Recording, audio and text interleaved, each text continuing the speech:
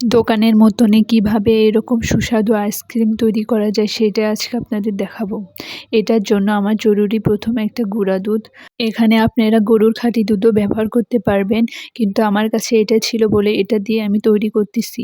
তো এটার জন্য প্রয়োজন গুঁড়া দুধ। যে পরিমাণ আইসক্রিম তৈরি করব সেটা দিয়ে সেখানে কিছু পরিমাণ চিনি দিয়ে অ্যাড করে নিয়ে একটু পানি দিয়ে গুলিয়ে নিব। এইটা গলানো শেষ হইলে আমি চকলেট আইসক্রিম বানাবো। তাই এখানে আমি কয়েকটা চকলেট নিছি এবং চকলেটটা প্রথমে চুলায় গলে নিব। এটার জন্য প্রয়োজন আমার সামান্য গুঁড়া দুধ, যেটা আগেই গলে নিয়েছি। সেইটা দিয়ে যত পরিমাণ চকলেট দিব সেটা দিয়ে এভাবে গলে নিব। আর যে পরিমাণ দুধটা বেশি ছিল সবগুলো একসাথে জাল করে নিব, যাতে সবগুলো একসাথে মসৃণভাবে মিশ্রণ হয়ে যায়।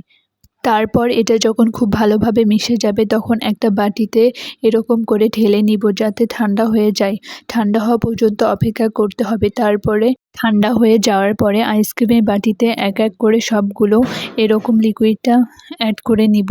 তারপরে এটা সবগুলোতে দেওয়া হয়ে গেলে এটা ফ্রিজে রেখে দিলেই পরের দিন বের করে দেখবেন অনেক সুন্দর আইসক্রিমে পরিণত হয়ে গিয়েছে, এবং দেখতে যেমন সুস্বাদু এবং খেতেও তেমনই মজাদার। আমার পরিবার খেয়ে তো অনেক প্রশংসা করেছে আমার এই আইসক্রিমের। আপনারাও বাড়িতে তৈরি করে এটাতে পরিবারের সবাইকে খাওয়াতে পারেন। এই গরমের মধ্যে একটা আইসক্রিম যদি তৈরি করে দেন তাহলে সবার জন্য খুব উপকার হয়ে যাবে।